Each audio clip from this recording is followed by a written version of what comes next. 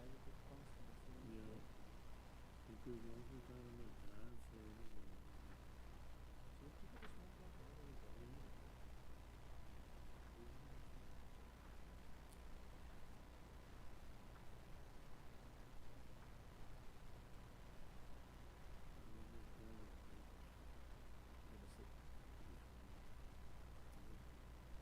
glad that all the views, all you see is really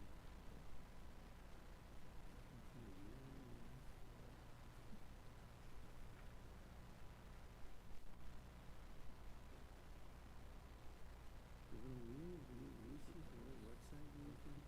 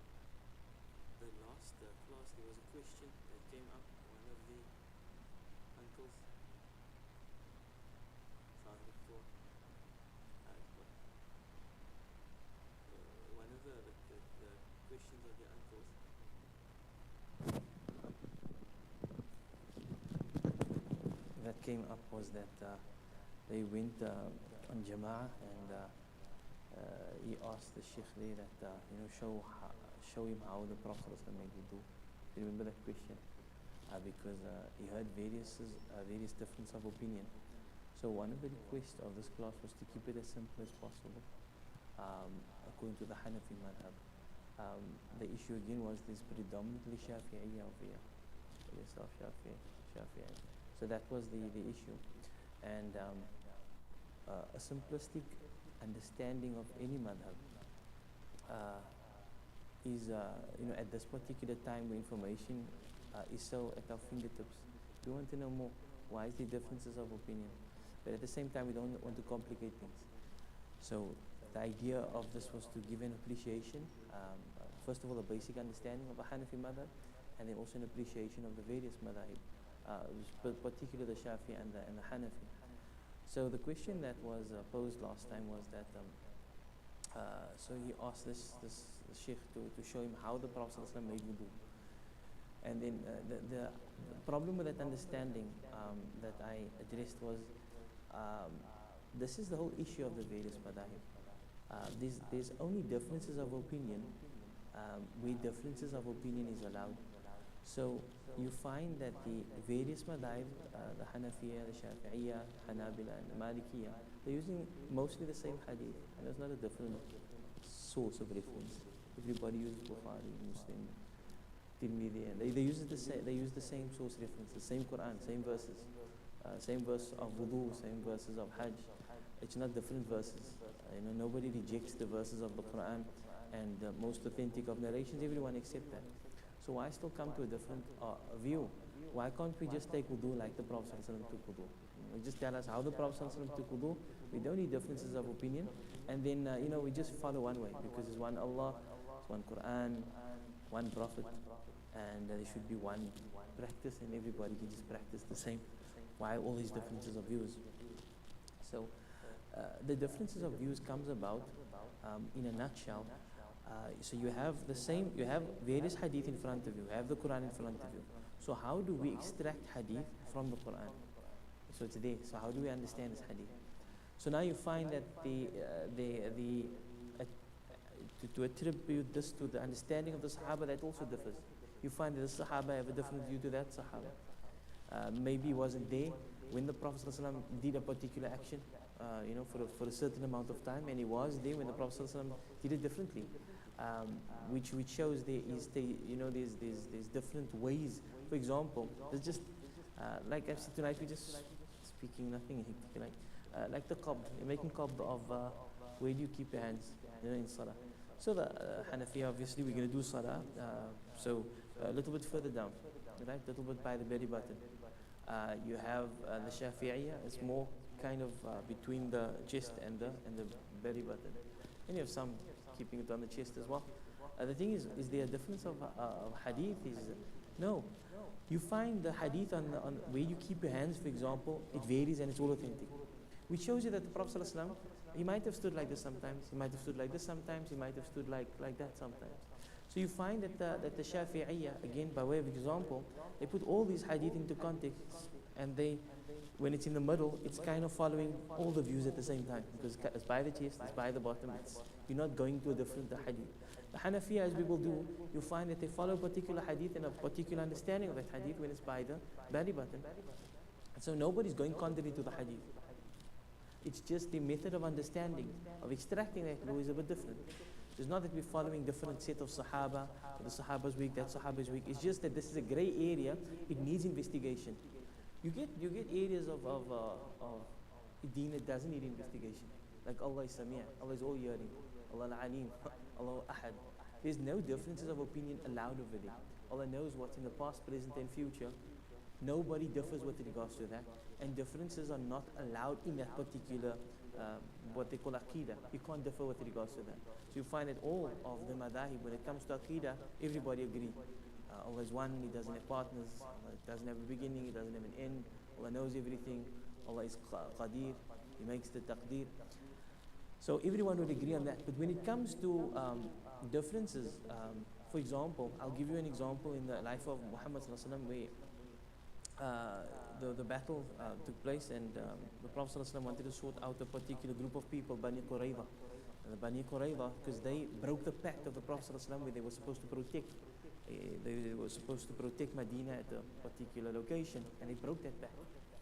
And the Prophet ﷺ, where he said nobody puts down their weapons, right, except when we get to Bani Qurayza. That's what he told the Sahaba. Don't put down your weapons, we need to go sort them out. And the Sahaba immediately traveled to Bani Qurayza. لا يصلمون العصر إلا في بني قريظة. It was Asr. It was time for Asr, and the Prophet ﷺ said, nobody makes Asr, make Asr by Bani Qurayza. So as they were traveling, I think I gave this example in the class before. Some of the Sahaba noticed the sun is setting, and we didn't make Asr. So we need to make Asr, and we're on our way to Bani Qurayza. Some of the Sahaba said, no. Prophet ﷺ said, don't make Asr here, make Asr by Bani Qurayza. And then the response of the one group was saying, no, the Prophet ﷺ meant that we must rush to get to Bani Qurayza before the sun sets. So we're going to make Asr on time, but we must make it over there. But unfortunately, we're not making it on time. So some of the Sahaba said, no, we're not going to make that, we're not going to make Salah on its time, we're going to make it out of time, because that's what the Prophet ﷺ said. So the Prophet wasn't there. He was coming with a later delegation, right? It was with a later group. So when the Prophet ﷺ eventually got to Medina, some of the Sahaba were worried, like, we never made Asr on time. And we did this intentionally. This is a major sin, because Salah ala mawqutiha, ala waqtiha must be made on its time. So they complained to the Prophet. They said, the Sahaba, some of them said we mustn't make Salah until we get there, and some of them made it on time. So the Prophet ﷺ, he didn't address the issue. He just made like this. That he never addressed. He didn't say you're wrong. You should have done this. You should have done that. Because what the Prophet ﷺ was teaching them is that his words had two possible meanings. Both wanted to follow what he was saying, but they came to a different understanding. And this was the Sahaba. This was in his presence. They heard it from his mouth. sallallahu alaihi wasallam. They heard it from his Mubarak tongue, and they still had a difference of opinion on the same day. It's not like weeks later, it's the same day. And this is where the major thing like salah. So now, we come almost 1,500 years later. We have the same hadith that the Prophet ﷺ said. But sometimes the understanding is going to differ. So, why is the Malikiya standing with their hands? They're not making qabd. Because the Prophet ﷺ did release his hands. This is called irsal. When you're standing, you let your hands go. It's called irsal. And the Prophet ﷺ also made qabd. He kept his hands like this. So why are there differences of opinion? Again, so you have a science called the extraction of law. So it's called usul al-fiqh. So when we're extracting law from the same sources, if you use the methodology of the Hanafiya madhab, you're going to come to the Hanafiya conclusion. If you use the methodology of the Shafi'i madhab, you're going to come to the Shafi'i conclusion. So how can you say who's right and who's wrong? You're using two different methodologies. So the question that the brother asked, I thought it's just important just to remind that it's not, if we're going to say, how did the Prophet do it? Then that's the same question that all the madhab is asking. So they're all right. You might feel that one opinion is stronger than the other, so you follow that particular opinion. So long as it is an opinion in a madhab, it is fine. But we don't also want to create confusion whereby in the Shafi madhab, I follow this according to the Shafi madhab, then I follow that according to the Hanafi madhab, then I follow this. So you create confusion, everybody's doing things differently. The recommendation from scholars is that you stick to the madhab of your location, generally, right? Generally. But if you feel that look, your wife touched you and you don't feel that you need to take wudu all the time, you're working with in the shop, you're always around her, and you know there's a valid view in a madhab, just check the madhab, speak to a local scholar, your local imam, ask him, can I follow this view? And he will say, yes, it's fine, the view is valid. We don't want people also just to follow views like crazy, because they can become an issue where there's a contradiction whereby, for example, you take a Hanafi wudu, there's no such thing as a Hanafi wudu. But the idea is, according to Abu Hanifa, the minimum requirement, as we've discussed, is to wipe a quarter of the head. Right? A quarter of the head is going to be like this. Right? So if you stick to just wiping the head like this, which is permissible in the Shafi madhab, because you're doing the minimum requirement, both would agree that the sunnah is wiping the entire head. But if you stick to the minimum requirement according to the Shafi madhab, according to Abu Hanifa, you never do wudu properly. So now, you can't go outside and a lady touches you, skin to skin, and then you say, no, I'm going to follow now Abu Hanifa's madhab. Because according to Abu Hanifa, you never had wudu in the first place. And according to Imam Shafi, you just broke your wudu now. So to not create that type of confusion, we recommend that people stick to one madhab, and if the madhab becomes a bit difficult, then change to a different madhab. Another benefit of these classes is that we are predominantly Shafi'iyya and Hanafiya in this location. So the idea of my madhab is better than your madhab, or my teacher is more, that type of a thing. This is a good platform to dispel that.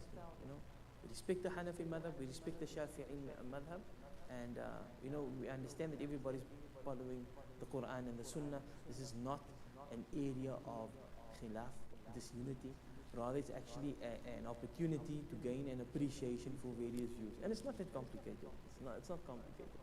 I might be speaking in a complicated way because I just gave a little bit of an example over there, but we want to keep it as simplistic in terms of the Hanafi madhab in this platform, but at the same time, there's obviously going to come questions of why is there differences of opinion. So I thought I'd just open it, discussion up, tonight's discussion up for them. Yeah, please do.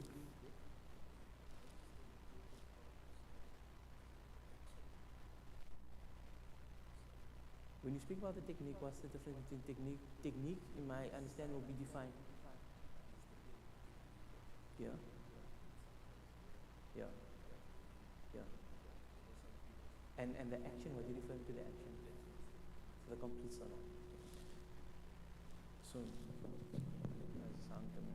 so the idea of salah is a very good point that Kuta brought up, is that should we focus on the various differences of salah in terms of the technique, or should we focus on the fact of making salah in its time, connecting with Allah subhanahu wa ta'ala? So the complete action. So firstly, the important thing is that we make salah. And we make salah to the best of our ability, on its time, with complete khushu'. When we get to the word, we'll get to the word khushu' now. Now the Prophet ﷺ did say, Sallu kama ra'aytumuni usalli. Perform salah like you see me make salah. So we want to get our actions as perfect and the technique as perfect as possible according to how the Prophet ﷺ had done that. So now we want to know, so how did the Prophet actually keep his finger? Did he move his finger? Did he not move his finger? We want to know where he kept his hands. We want to know when did he raise his hands. We want to know if he paused, because we want to make salah like he made salah, because the best type of ibadah and technique of ibadah is obviously that of the Prophet ﷺ. But while doing that, we must realize there are certain essentials. Salah must be made on its particular time. Salah is made to connect with Allah subhanahu wa ta'ala. These outward actions, we want it to be in conformity with the Prophet ﷺ, understanding that some might have a difference of opinion. So we don't want to open up difference of opinion like crazy, because it's going to create confusion. So somebody can't, how much I make salah, like this, all is permissible. So we're going to stick to one narrative, which is the Hanafi madhab. Now and then we'll mention differences of view of the Shafi'i madhab. The important thing of salah, again, that it's made on its time, it's made with its proper etiquette, it's made with its proper integrals. An integral, which we will discuss, are things that if your salah does not have it, your salah is not accepted. For example, one of the conditions of salah is you must have wudu. We all know that. So if you don't have wudu, it doesn't matter how sincere you are. It doesn't matter how much you cry in your salah. It doesn't matter how much you reach to Allah subhanahu wa ta'ala with your heart, you're not making salah. So actions will be weighed. A good deed must have two conditions. It must conform to that which the Prophet ﷺ has taught us. It must conform with that. And secondly, it must be done with pure sincerity. So you have people, what we have in our locality today is that people are, on the one hand, people are so focused on how must they keep their toes, how must they keep their fingers, how must they keep that, and how must they stand, which is correct and it's on its place. But then you find that they lose the whole idea of connecting with Allah subhanahu wa ta'ala. And on the other hand, you got people that are so much worried with connecting with Allah subhanahu wa ta'ala that they don't actually make the effort to learn. I mean, you find people, it's amazing where you find people with grey beard and they're in their age and they come into classes. The classes are relatively empty, and the reason for that is they have realized the importance of seeking knowledge. We will realize we'll never attain. I mean, I'm young, so I'm sure but still, the recognition of attaining knowledge, that is being recognized, and it's a drive. And the drive is going to be, we're going to do that inshallah until we meet Allah subhanahu wa ta'ala. So this drive needs to be cultivated again. It needs to be cultivated again because it's important. Salah is important. And then also connecting with Allah subhanahu wa ta'ala in salah. What is the emotional state? What is the state of the heart? What is the condition of the heart? That is also something that must be taught. Why is the Prophet crying in sajda? He's not crying so much in. Why does he cry in qiyam in certain verses? Why is he long in his ruku? That type of a thing. Those are things that must be discussed as well. I hope it answers the question.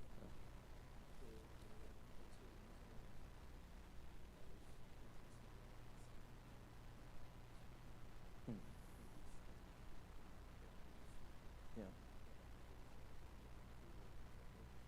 Yeah. Yeah. Yeah. Yeah.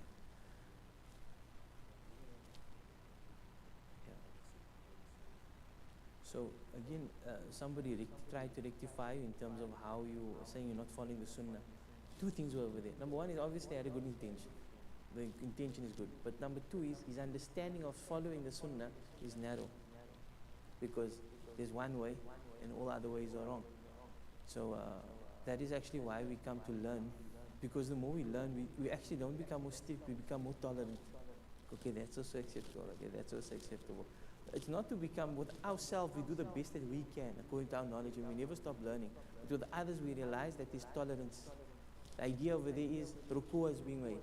The hands might have not been placed on a position that is known, or the hands might have not been placed in a position of one of the madahib. It's an easy thing to learn. No big difference. Ruku is there. That's the integral. Yeah. I get it now. I get it, yeah. I went around the corner there. So, any other questions? I think we're gonna keep it light tonight. Yeah.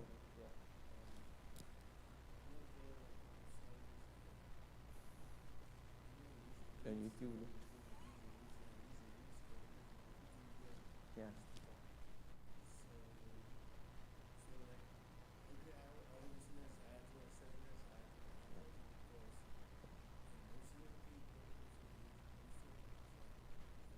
Mm.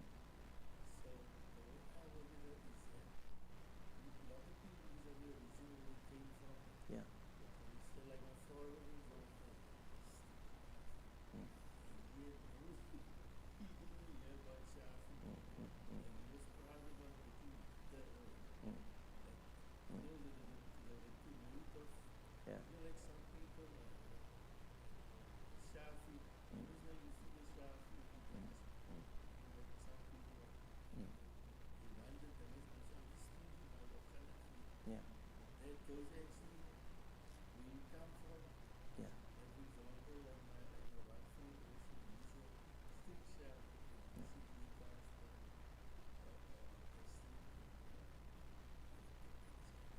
So, how the madhab came to various locations and how they settled and how the schools were grown, that's a very interesting discussion.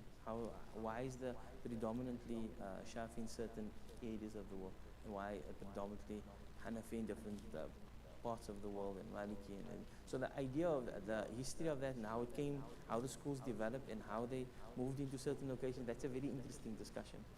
So the idea again, if you are in a predominantly Shafi area, then it's good to understand the Shafi madhab and follow the Shafi madhab. Otherwise, you're going to be doing, some scholars say, if you're going to do everything on your own, you're going to worship Allah alone. You're not going to worship Allah with the community, you're going to worship Allah alone. So, we are predominantly Shafi and Hanafi over here. So it's good to know the Hanafi madhab and the Shafi madhab over here. Otherwise, you have situations. Again, if your viewers are finding this as a discussion, it is a discussion because it's just to get the class going for the next couple of weeks, inshallah. I had a situation where I was standing in front, not too far from here, where people are, because they found out I'm Shafi, right? So when I when I stand in front for witr, then they walk out the masjid. Because they're not going to stand behind a Shafi madhab for witr, of someone, which is actually it is degrading the Hanafi madhab, because this is not something Abu Hanifa would say, that is bad adab over there. You need to follow your Imam. You with me? So what we had some Hanafi students that were reciting in front for Ramadan, and which I actually would commend them, because when they stood in front, according to the local understanding of what the Shafi is saying. In other words, you thought you were going to stand no, because they're showing we respect this particular view. So if you're standing in front of anybody and they following their madhab and they doing what is correct according to their madhab, it's correct. We're still Muslims, following the same Sharia. It's just differences of opinion. Go to the pharmacy, they can give you Panado, they can give you Brufen, they can give you various things. It's not like this pharmacy we reject because you understand? Yeah. No, so it's a good thing. So what happens is, this is a Hanafi masjid, so we've been asked to only stick to the Hanafi madhab over here, and that's what we respect that. So it's just these discussions do come up. Yeah, will come up.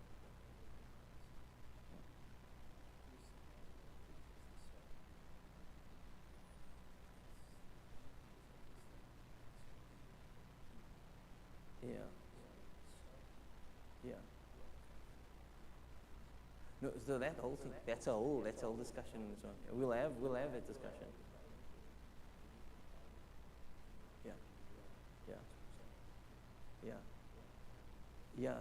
Predominantly Shafi'i, and that's how it moved into this area as well. But it's a good thing to have that discussion. But it's a more broader discussion. That's again on the yeah. Yeah. Yeah. Yeah. Yeah. Yeah. Yeah. Yeah. Yeah. Yes. Yeah. So that's a good discussion. Let's have that discussion. We'll have it like from a historical point of view where it started. I didn't actually want to go in there, because it goes against keeping things simple, inshallah. You guys with us? Sorry, I'm just speaking over here. We're just speaking about different schools of thought, inshallah, and how we accept that. Okay? But just to end this discussion, is it? Or what is the stanza in here? Which Shafi. Okay. So just to conclude this little discussion over here, we must appreciate various differences. We have to. Otherwise, we're going against our own madhab. The fact that Abu Hanifa could choose a certain opinion, who gave him the right to choose that opinion, because he understood that this is a place where opinions matter. In other words, we can make ijtihad, we can investigate here, and this is the best conclusion I can come. The fact that he did that shows that there are differences of view allowed. So the idea is, I'm right with the possibility of being wrong, you wrong with the possibility of being right. So this is what I'm going to, this is what I'm going to go for. Sure. Mentioning names? Yeah. Yeah. Mm.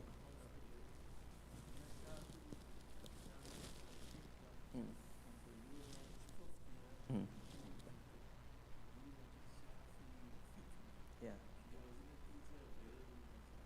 Yeah. Yeah. Yeah.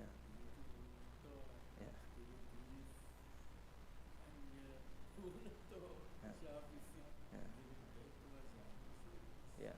Yeah, so that's good. It's good. Yes, and beautiful characters. Yeah. Yeah, no, alhamdulillah.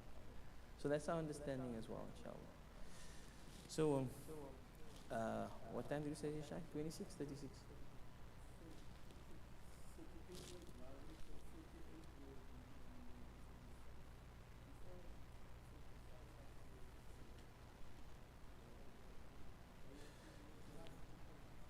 Okay. So what we can do now is we can just go over the sunan of wudu, just to touch on something, and then we can start like officially classes next week, inshallah. Maybe the word can spread. Barakallah. So the sunan of wudu is going to be 17, right? Roughly 17 actions. We went through them. We can just go through them again. The one is ghaslul yadayn ilal the rusakh. So washing the hands before we take wudu. It's important that we focus on wudu. What happens is now we are going to make salah, which we're going to get into. Probably next week we'll start with that. We get into salah, but we find that there's no connection. There's no connection there. The salah is there, but we're not reaching out to Allah subhanahu wa ta'ala. One of the issues with that, there's many issues, but one of the issues is that we're not focusing on the key of salah, which is actually tahara and wudu. So we need to focus on wudu and focus on the etiquettes of taking wudu. So the idea is washing the hands up until the wrist, okay, up until the wrist. And the reason for that is that this is obviously the part of the hand that we use to clean is going to be the palm, right? So therefore up until here, we don't usually wash with this part of the body. So if your hand is dirty, everything else is, what's the point of that? So it's sunnah to wash the hands before wudu. All right. And then the Prophet also said, whoever wakes up shouldn't put his hand in a container unless he washes that hand first, right? The idea of that is also, if you put your hand in a small container, you're going to contaminate the container. Then that water is going to be, it can even be mutanajis. In other words, there could be some najas on your hand because you just woke up. Prophet says that you have to wash your hand, you don't know where your hand slipped. So the idea is washing the hands before you put it into a container, because the container now becomes najis and you can't use that water anymore. Alright. The second is going to be what tasmiyatu wa siwak fi bida'il wudu. This is interesting. To say the basmala, it is recommended. We've discussed that. I remember the previous class or the class before that, saying the tasmiyah or any type, or there's a type of praise to Allah subhanahu wa ta'ala. And we remember the hadith, whatever is not what is not started with the name of Allah, it's going to be cut off. Or any barakah. So we must be conscious with regards to this. Connecting Allah subhanahu wa ta'ala with the actions that we are doing, Allah's beautiful qualities, Allah's mercy with the action we are doing. If we don't say the basmala, we lose the barakah. Same thing when you eat. You're going to get full, but you can lose the barakah. And the barakah comes in the form of your health, it comes in the form of you being filled, it comes in the form of protecting you from diseases and all of those things. Sometimes we even say Bismillah, but we don't actually mean it. The idea is to say the basmala and connecting Allah's beautiful qualities to the food that we are eating. So here we do it with wudu. And you'll notice here, according to the Hanafi madhab, which is a very interesting point, and I want to highlight this point, the niyyah is not important. The niyyah of, when I say it's not important, I mean it's not an integral According to the Shafi'i madhab, wudu is not valid if you don't have an intention. In other words, you must consciously be aware that I'm taking wudu for the sake of Allah and this is a fard wudu. If you're not consciously aware of that, then your wudu is not valid. The Hanafiya says, no, that is not an integral. It's not. When I speak about the integral, it's something that if you don't have it, then your salah is still valid. You with me? That's an integral. Like an integral of salah is that you must make sajda. You know, you must make two rukus, two sajdas, two sujood. If you don't make a sujood, you don't have a salah. So according to the Shafi'i, it must be there. According to the Hanafi, it doesn't have to be there. But the understanding of the Hanafi madhab, why is that? Because look at this hadith. Hadith is innamal a'malu binniyat. Narrated from Umar ibn Khattab. The Prophet ﷺ says that your actions are only judged, or it is rewarded or judged according to your actions. So now that is the Shafi proof. So therefore we say no. You have an action. You need to have an intention. Otherwise, your intention, because one of the interpretations of that is the actions are only valid if you have an intention. In other words, you took wudu but you never did it for the sake of Allah. So therefore, it's an action, but the action isn't valid. It's not regarded as a fact of ibadah. Because it's not just up and down, it's not just movements. You must be conscious that you are in terms of salah. According to wudu, the Hanafiya say no. So now we'll say, look, it seems like here the Hanafi madhab is going against the sunnah. So now if you want to take an approach that, look, let's leave all the madhab, we'll go to the hadith, and it seems like the Hanafiyas are nothing. But no, the Hanafiya is very strong in terms of the approach. They say, no, look, if the action of wudu is not something that you happen to just do, you don't just walk in the road and decide, okay, I'm going to rinse my mouth out and wash my face and I'm going to wash my... It's not something that you do by the way. You're only going to do that if you intend to do something for the sake of Allah, or you intend to make salah. If an action is of such a nature that it is only done for the sake of Allah, it's for ibadah. So you don't need a niyyah, because it's a given. It's a given. You're taking. What else are you doing? You know, what else are you doing? So the Shafi, they say, no, you need an intention. This is an interesting point, because in every class that I attend, you find that people suffer from waswasa. There's always people that come to you after the class saying, Moulana, I have this waswasa problem. In other words, my intention is never right. I end up taking wudu too much. I actually end up making salah over and over, like I say, Allahu Akbar, Allahu Akbar, Allahu Akbar, because I feel my intention is not there. So I take wudu, and then I take wudu again, because I thought my intention is not there. So now you see that if you take the Hanafi approach, that can actually dispel that whole thing. Just take wudu. Just keep taking wudu. Forget about the intention if it's going to bother you to such a degree. This is called waswasa, and many people are suffering from that nowadays. Even in your salah, I don't know if you're aware of it, but some people make salah over and over. They find that the salah, yeah. So that's called waswasa, right? We need to have, and also making siwa. An interesting, according to the Shafi'i, the Prophet ﷺ said that, look, if لولا أن أشق على أمتي لأمرتهم بسواك عند كل صلاة كما قال عليه الصلاة والسلام, that if it wasn't that I wanted to make it difficult upon my ummah, I would command them. In other words, I would make it compulsory upon them to have siwak by every single salah. So the understanding over there is just before the salah to make siwak. That's one understanding, right? The Hanafiya take a different approach, which is a very logical approach, where when you are washing and rinsing out the mouth, which is sunnah, if you didn't make siwak there, in other words, you just rinsed it, but you didn't make siwak, now it's recommended that you make siwak before your salah. But if you already made it over there, then it's not recommended that you, because you just did it already. So you see the logic over there. So the Hanafiya seems to be a very logical madhab. Not to say that the Shafi is not logical, but the Shafi would always have a hadith, it would have usul, it will have its outcome. Hanafiya pulls from various, very logic. One of the reasons for that also, the madhab of Abu Hanifa, when it developed away from, it was in Baghdad, away from Makkah and Medina. So they never had access to so many hadith that the Shafi'iyya actually took from. I mean, Imam Shafi grew up in Makkah and Medina. Imam Malik was his teacher, very strong madhab in terms of following hadith. Not that the others are not, just in a manner of speaking. So you find that when the Hanafi madhab is developing, the access of hadith is not that much, number one. And number two is the situations that is arising in that particular area of Iraq is so much. Like, if you go to Medina, say 100 years after the Prophet ﷺ passed away, you want to know something, you ask somebody on the road, they say, the Prophet ﷺ said this. And what breaks you wudu? You can ask anybody there in the road, the Sahaba is there. No, Qala Rasul, the Prophet ﷺ says that. No other questions. But now you go to Iraq, these things happening there. You ask him, look here, what's the hukam on this? They say, we don't know. We don't know. There's a new thing. There's new things that's coming up every day. So what do we have? We have these few hadith. We need to stretch this meaning of a hadith to apply it over there. So now the gymnastics of the mind needs to be very strong. How do we apply this hadith? It has nothing to do with that over there. How do we apply it? You with me? I'm just giving you some type of understanding of how the miswak is what? Let's get you like a miswak. Tell me. They got good ones also.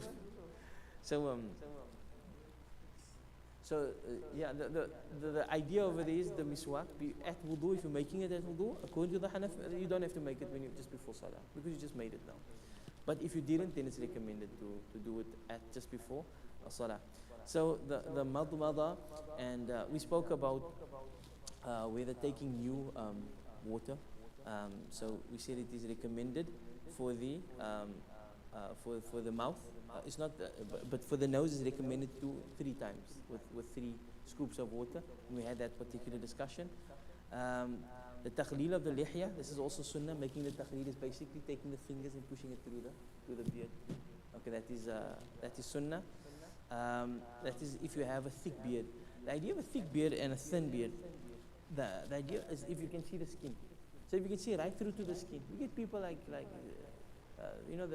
beard just grows a bit over here. That's how the beard grows. So that's considered to be a thin beard because you can see the skin. In that case, the water, when you wash your face, the water must touch the skin. But if you have a thicker beard and you can't see the skin, right? So you can't. You're gonna have to now take a shower to get the water in there. So to wash the part that is exposed of your skin and then to wipe over the section that is not seen. That is what is recommended. That is interesting actually. I never had a discussion before. You have people with a thick beard, but then it thins up over here. So obviously the thin side over there must be, water must go over there. But when it gets to the thicker side, then water doesn't need to get over there. I see one of the issues is the area between the ear and the sideburn over here. So sometimes when we take wudu, we wash, and then the thumbs just go up until the sideburns. It doesn't go to, this is actually included into the face, from ear to ear, and from the hairline until the bottom of the chin. Vertically, that would be washing the face. No. That's going too far. That would be going too far. No, it doesn't have to. No, it doesn't have to. But I have a thick beard. Has a thick beard. So the water that's going to penetrate the skin in the lighter part of the beard, it's going to get there. And the water that doesn't penetrate the beard, when it's thick, that's fine. You just say wipe over it. So don't do that. Yeah. But both according to the Hanafi madhab as well, and the Shafi'i. I think we can conclude over there, inshallah. I didn't want to get into too much detail because this is just to get the engines running, inshallah. So what we're going to do from here is discuss the nawaqid wudu, what breaks the wudu, which is interesting. It's an interesting discussion. What I find very interesting is laughing in salah loud.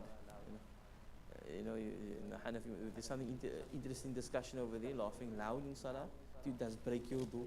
In other words, must you make salah over, must you go and take wudu again? Because you do have that hadith where the Prophet ﷺ, if there's a certain type of a laugh, if you reach a certain degree, you must go take wudu again. So that's an interesting discussion. There's a differences of opinion over there. In terms of touching a female as well, the maharim, or rather the non-maharim, then it will break your wudu. There's differences of opinion over there as well. And that's relevant discussions that we can have, inshallah.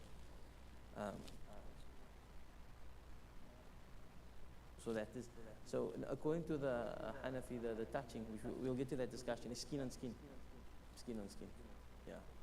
The discussion over there with regards to the palm is only touching the private parts, which is also an interesting discussion because there's differences over there as well. If you touch a private part, according to one madhab, it doesn't break. According to another madhab, breaks. And then that's where the discussion comes in. Everything basically that touches this book now, if that touches the private part, it will break the wudu. So again, this class was just a discussion because I'm using a few. The one is Hidayah. So the Sharh of Quduri, there's a couple of shuruh of the Quduri. So the Mukhtasar of Quduri, which is a very difficult book I'm finding in terms of just, I made a rookie mistake. The rookie mistake was when I was asked to teach the Hanafi madhab, I grabbed the smallest one in the shelf. I'm like, okay, this is going to be easy one. Then I realized, no, this is just matan. Matan meaning this is just a concise text. There's no dalil mentioned over here or it's not really explained. So I need to read the shuruh of that. So there's Hidayah and others that I'm reading. And when I want to cheat a bit, then I'll take this book out here, which is Fiqh al-Islam wa Adillatun, which is just a cheating way to get differences of views. That's when you're not prepared properly, then you take one of those books here. Nurul? Okay, I'm going to download that as well. Go. See how that looks. So I'm not from the area. I don't attend the masjid, so I don't actually know what is the workings when I'm not here. I basically just come to teach the class and I move. It's not an area that I frequent. There was a few classes before this. There a couple of weeks.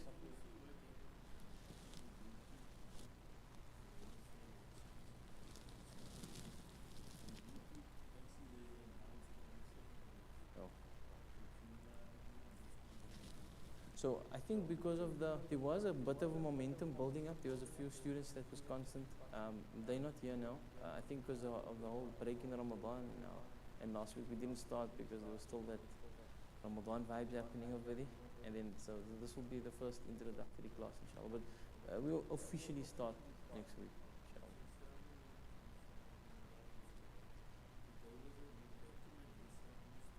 Yeah. Maybe they can put the record off now. Guys are quiet. Any questions? Do you have questions? Huh? No questions? I can see a question coming up already. But they can stop the tape. They can just do it now.